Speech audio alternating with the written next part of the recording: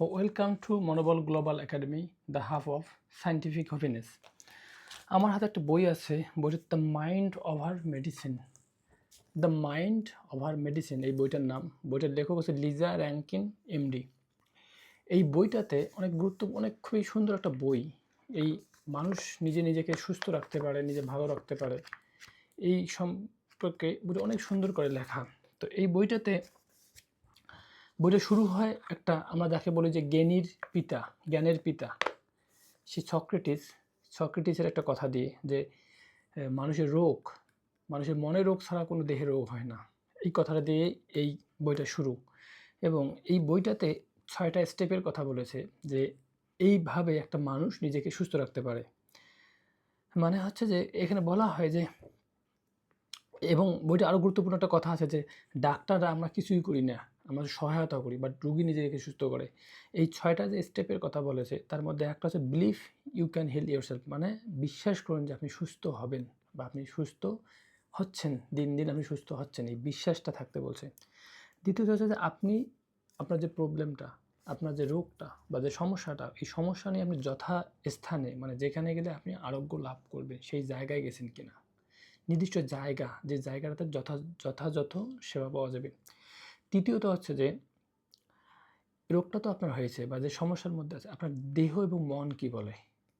আপনি আপনি ভাবছেন যে এটা হচ্ছে, কিন্তু আপনি ওই ভাবনাটা করতেছেন আরেকজন মানুষের কোনো কথা শুনে। আপনার মন, আপনার দেহ কি বলে সেইটাকে শুনতে বলছে তৃতীয়ত। চতুর্থত, আপনার যে রোগটা, আপনার যে সমস্যাটা, এটার মূল কারণটা কী। মূল কারণকে আমরা উদ্ঘাটন না করে আমরা বাইরে অনেক কারণেরকে নিয়ে আমরা দৌড়াদৌড়ি করি, বা হচ্ছে যে সমাধান করার জন্য চেষ্টা করি। মূল জিনিসটা কোথায়, রুটটা, এর আসল কারণটাকে সেটা খুঁজে বের করা। তৃতীয়ত, নিজের জন্য একটা প্রেসক্রিপশন করা, মানে আমি কি করলে আমি ভালো থাকবো। আর ডাক্তার তো আপনাকে একটা প্রেসক্রিপশন দেবে বা তার রোগ অনুযায়ী, কিন্তু নিজের চেষ্টা করা যে না, আমাকে ওই সময়টা করবোই, আমি এই কাজটা আমার করতেই হবে। নিজের কিছু অভ্যাস আছে, কিছু অভ্যাস ভালো অভ্যাস আছে, কিছু খারাপ অভ্যাস আছে, যে অভ্যাসগুলো করলে আমার উপকার হয়, আমি এই অভ্যাসগুলো অবশ্যই বুঝবো, সেগুলো করা।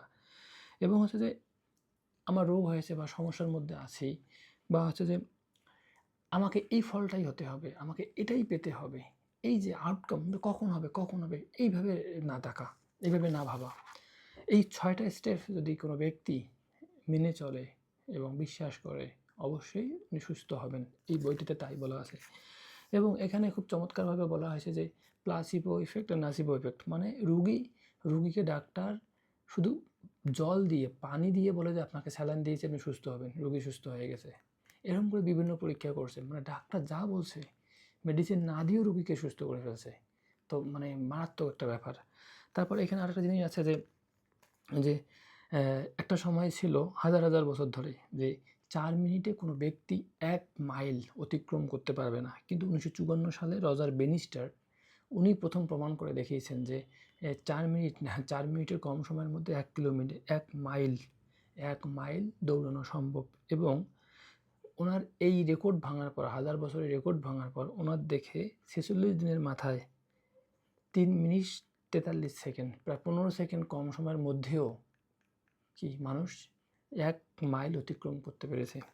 তো এখানে বলা হচ্ছে যে মাইন্ড ওভার মেডিসিন, মানে মানুষের মনটা আছে সেরা ডাক্তার আর শরীরটা সেরা ফার্মেসি। যে মাইন্ড ওভার মেডিসিনের উপরে হচ্ছে মন। একটা মানুষ যদি নিজের মনটাকে নিয়ন্ত্রণ করতে পারে, তাহলে মানে অনেক রোগ থেকে সুস্থ থাকতে পারে, তার জীবনটা সুন্দর হবে, এত সমস্যা থাকবে না, এবং প্রাণবন্ত হবে। বয়স তার যতই হোক, 50, 60, 70, 80, মানে বয়স হওয়ার কারণে একটা হয়, কিন্তু যতদিন বাঁচবে খুব প্রাণবন্ততা নিয়ে বাঁচবে। এটাই আমাদের জীবনের জন্য দরকার।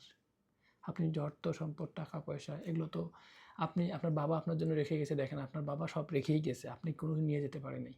আপনার বাবা যদি ভালো কিছু করে যায়, ওই জিনিসটাই আপনার বাবার অর্জন। এই যে আপনার ক্ষেত্রে, আপনি বাবার পর আপনার এখন টার্ন, মানে আপনার এখন অবস্থান।